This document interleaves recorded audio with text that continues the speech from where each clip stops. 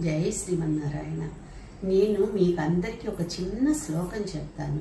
అది మనం బయటికి వెళ్ళేటప్పుడు కానీ, ప్రయాణాల్లో కానీ, బస్సుల్లో కానీ, ఎలా అయినా సరే, ఎలా వెళ్ళినా సరే మనము ఈ శ్లోకాన్ని పఠించాలి. ఇది పఠించినందువల్ల మన ప్రయాణము ఎంతో సానుకూలంగా జరుగుద్ది.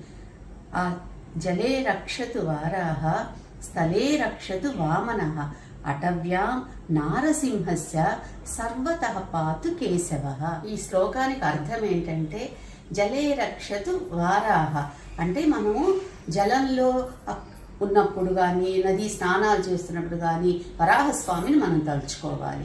స్థలే రక్షతు వామనః అంటే మనం మామూలుగా నడుస్తున్నప్పుడు కానీ, ఏదైనా ప్రయాణం చేస్తున్నప్పుడు కానీ వామన అవతారాన్ని తలుచుకోవాలి.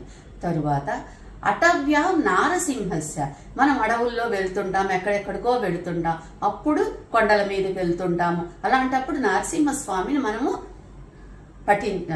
తలుచుకోవాలి.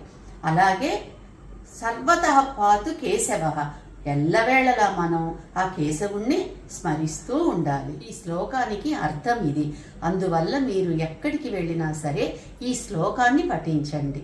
జై గోవింద.